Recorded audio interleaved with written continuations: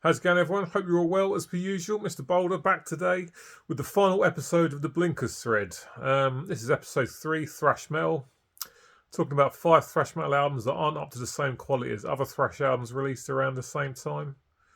For me, here, only 2 that really aren't very good at all. The other 3 are 3 albums that have definitely got some killer songs on, but it's also let down by some filler.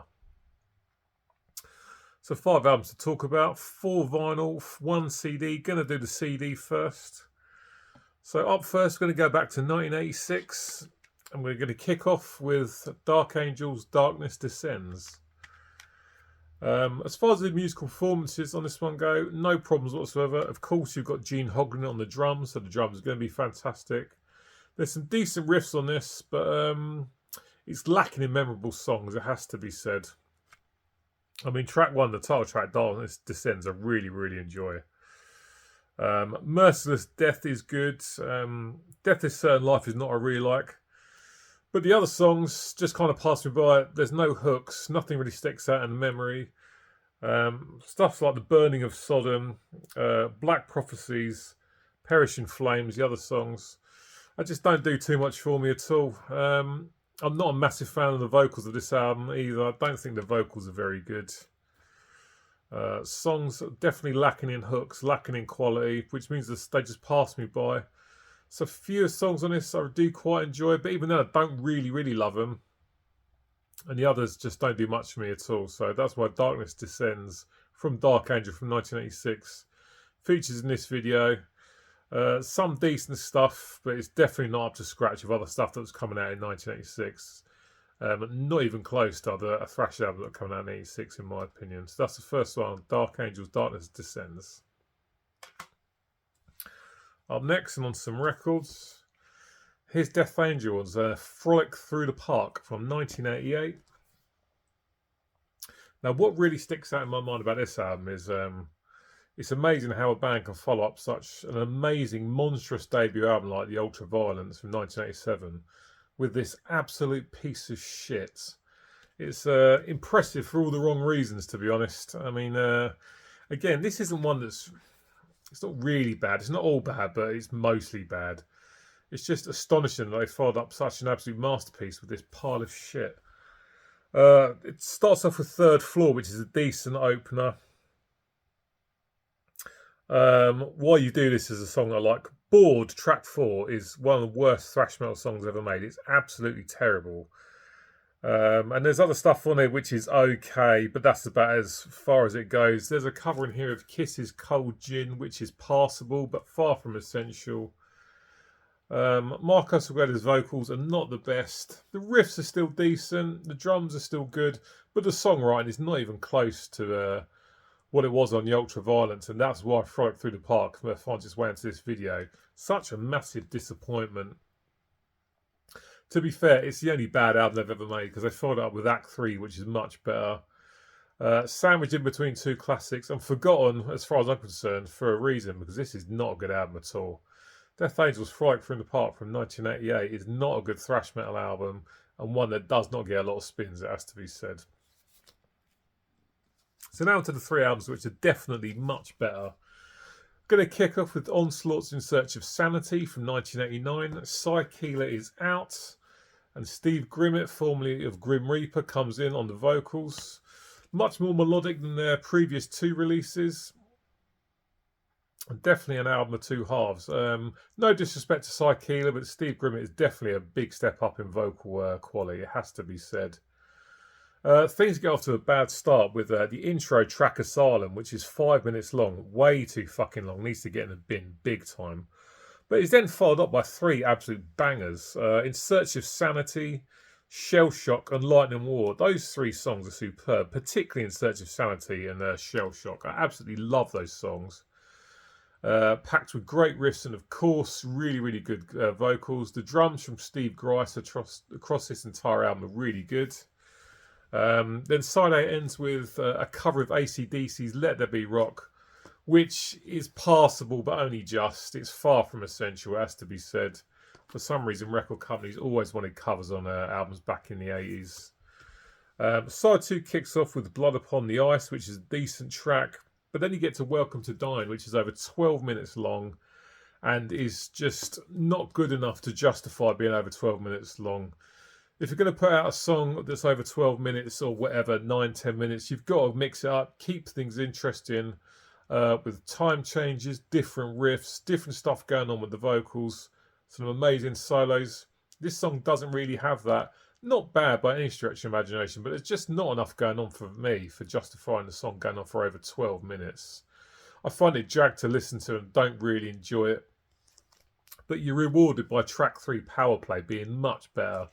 An up-tempo thrasher, which is really enjoyable. Downside of this album, I do find a lot of the riffing to be quite repetitive, to be honest. But everything else I enjoy. But yeah, there's some songs that really let it down. I mean, the fantastic songs are really, really good. But the ones that aren't just really kind of let the album down, which means the album doesn't flow anywhere near as good as it should. But there's still lots of good stuff on show here. It has to be said. It's definitely not all bad. There's some really good stuff on it, but some really weak moments as well, which kind of let it down. Repetitive riffing, but not terrible riffing at all. But Steve Grimmett is definitely a highlight. He passed away only last year, of course, which is a real shame. The only album he made with Onslaught, In Search of Sanity, is definitely an album of two halves. Some fantastic stuff and some bang average stuff at the same time, and an unnecessarily long intro, which just simply doesn't need to be in there and absolutely does not need to be over 5 minutes long. I'm next going to go back to 1984 and go over to New York. In the United States, of course, for Anthrax's Fistful of Metal, with a bloody terrible album cover, it's got to be said. And not a great album in general. Again, there's some good stuff on this. You've got Neil Turbin on the vocals, with some definite Rob Halford worship with vocal-wise. First 2 tracks are great. Death Rider and Metal thrashing mad. Lots and lots of good riffs, some good solos. You've got a decent cover of Alice Cooper's I'm 18. Panic is okay. But then things start to go downhill with Subjugulator, the 5th track on side A, which is pretty forgetful. Soldiers of Metal, not a good song. Death from Above, again, not a good song. You've got the song Anthrax, which is really good. It's got some great riffs. Then you've got Across the River and Howling Furies. Not that great. It's only the song Anthrax for me on side B that's any good. The rest of it is very forgettable and worthy of going in the bin. Turbin's vocals are okay. Like I say, it's definitely Rob Halford worship, but they definitely upgraded something much better with Joey Belladonna on the next album. Yeah, it's in short supply of really good stuff, it's got to be said. As far as other thrash debuts go, this is really, really below par. Not even close to stuff like, Megadeth's Killing Is My Business. Not even close to that. A couple of decent songs, but ultimately the music is nearly as bad as the album cover, which is fucking awful. And the last one for today, from 1990, is Exodus, and this is Impact is Imminent. The first album to feature John Tempesta on drums. Again, this has got some really good stuff in it, but some very forgettable stuff at the same time. Some of the lyrics on this as well are really laughably bad. But it kicks off pretty good with the title track, Impact is Imminent. I do like that one.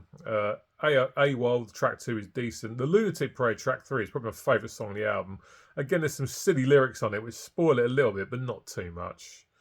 Within the Walls of Chaos is a song that kind of passes me by, not fussed. Objection Overruled, last track on side B, it's decent.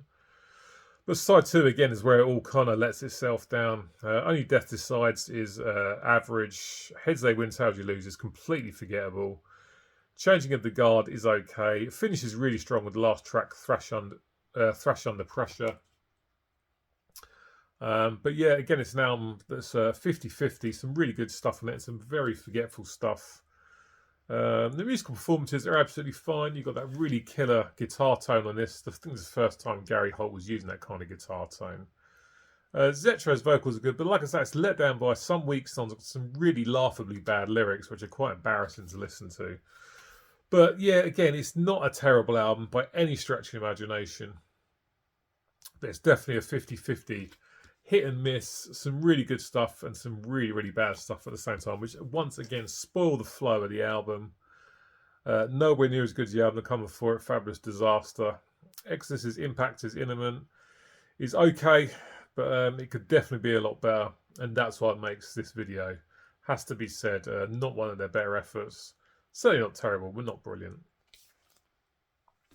So that is it, guys. We are done with the Blinkers thread. Episode 3, Thrash Metal, over and out. All done with the Blinkers thread.